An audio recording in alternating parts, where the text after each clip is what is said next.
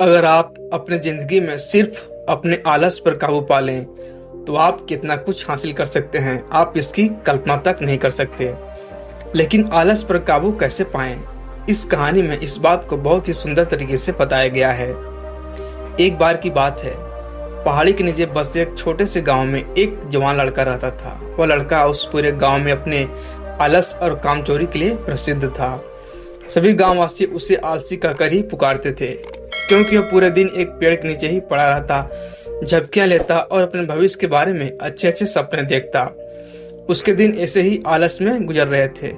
लेकिन उस गांव में एक बौद्ध भिक्षु पधारे, जो कि अगले 3 दिनों तक उसी गांव में ठहरने वाले थे। बौद्ध भिक्षु गांव में भिक्षा मांगते, दिन भर लोगों को उपदेश देते और रात्रि में गांव के बाहर बने बौद्ध मठ में विश्राम करते। बौद्ध भिक्षु जब भी भिक्षाटन के लिए जाते और भिक्षा लेकर वापस लौटते तो वह हर बार उस जवान लड़के को उसी पेड़ के नीचे लेटा हुआ पाते। बौद्ध भिक्षु 2 दिनों तक यह सब देखते रहे और वह समझ गए कि यह लड़का मानसिक आलस का गुलाम है। तीसरे दिन जब बौद्ध भिक्षु भिक्षा लेकर वापस लौट रहे थे, उस लड़के के पास गए जो कि अभी भी उसी पेड़ के नीचे लेटा हुआ था। भिक्षु ने लड़के से कहा, बेटे, मेरे पास तुम्हारे लिए काम है।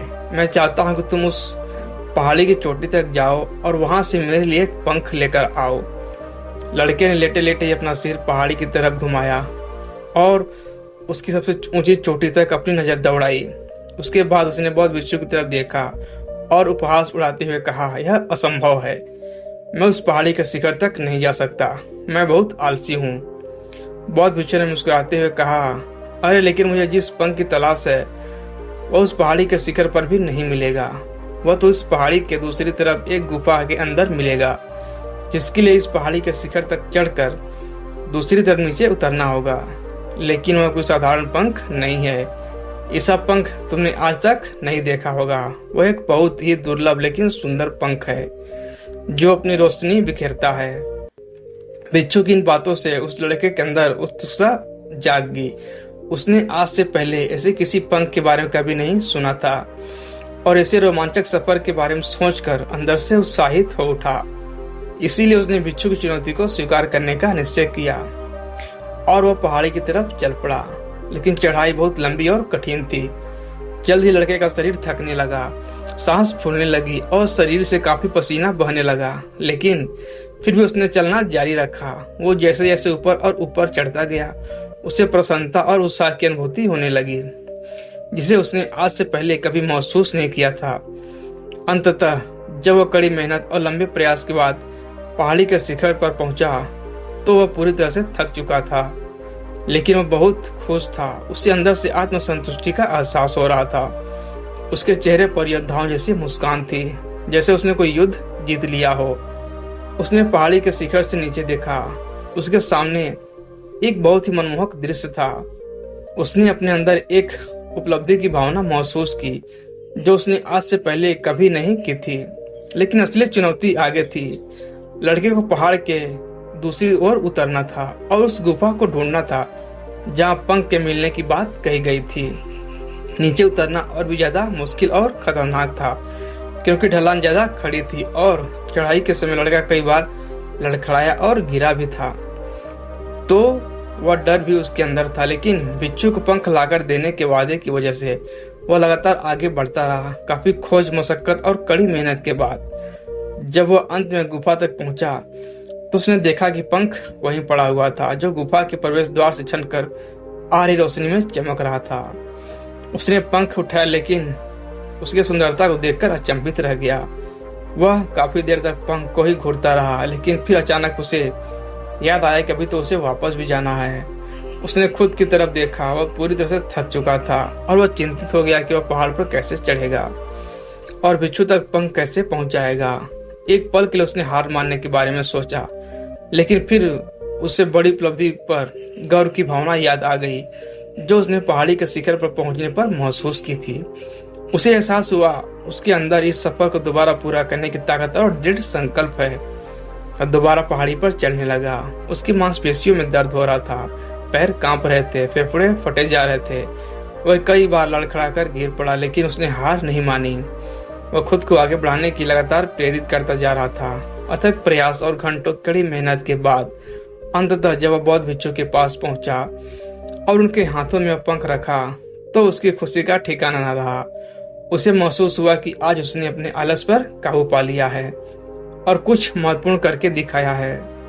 उसके चेहरे पर इतनी खुशी और संतुष्टि का भाव देखकर बौद्ध भिक्षु मुस्कुराए और बोले, बहुत बढ़िया मेरे बच्चे, आज तुमने जीवन का एक बहुत ही महत्वपूर्ण सबक सीखा है कि आलस कोई ऐसी चीज नहीं है जिसे स्वीकार कर लिया जाए या सहन किया जाए। आलस एक चुनौती है जिसे दूर करना होगा, एक बाधा जिसे पार करना होगा और आलस को खत्म करने के लिए तुम्हें अपना पहला कदम उठाना ही पड़ेगा, अपने लक्ष्य की ओर चलना ही पड़ेगा और तब तक चलते रहना पड़ेगा जब तक तुम अपनी मंजिल को हासिल नहीं कर लेते। लड़के ने भिक्षुक शब्दों की गहराई और उसके महत्व को समझते हुए हाँ में अपना सिर हिला दिया। आज उसे एहसास हुआ कि वह हमेशा से ही बड़ी और महान चीजों करने में सक्षम था, लेकिन उसके आलस ने उसे रोक रखा था और वह जानता था कि उसके पास अपने रास्ते में आने वाली किसी भी बाधा को दूर करने की ताकत और दृढ़ संकल्प है। इसके बाद भिक्षु ने उस लड़के को आशीर्वाद दिया और उस गांव से चले गए। इस कहानी से सीखने वाली बात यह है कि जब हम असंभव लगने पर भी अपने लक्ष्य को प्राप्त करने के लिए खुद को आगे बढ़ाते हैं, तब हम अपने भीतर के एक ऐसी ताकत और दृढ़ संकल्प की खोज करते हैं जिसके बारे में हम पहले कभी नहीं जानते थे। आलस पर काबू पाने के लिए हमें खुद को चुनौती देनी चाहिए और बड़े व महत्वाकांक्षी लक्ष्य बनाने चाहिए, फिर चाहे वह लक्ष्य कितने ही मुश्किल क्यों न हो। हमें लगातार खुद को अपनी शारीरिक और मानसिक सीमाओं से परे ढकेलते रहना चाहिए और असफलताओं व बाधाओं का सामना करने पर भी अंदर से मजबूत बने रहना चाहिए। हमें अपने लिए एक नियम बनाकर और उस पर टिके रहकर अपने दैनिक आदतों और दिनचर्या में अनुशासन और निरंतरता भी विकसित करनी चाहिए। हम कुछ ऐसी अच्छी आदतें बना सकते हैं जो हमें मन न लगने पर भी ध्यान केंद्रित करने और क्रियाशील बने रहने में मदद करती हैं। एक और महत्वपूर्ण बात, आलस पर काबू पाने का मतलब विकास की मानसिकता विकसित करना है। इसका मतलब चुनौती और असफलताओं को विकास और सीखने के अवसरों के रूप में देखना, न कि हार मानने के कारणों के रूप में।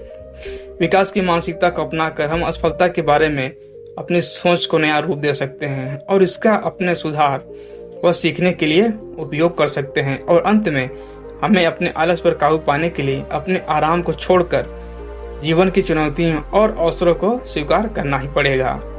वीडियो कैसा लगा कमेंट करके जरूर बताएं। अच्छा लगे तो वीडियो को लाइक और चैनल को सब्सक्राइब अवश्य करें। आशा है आपका दिन शानदार गुजरेगा।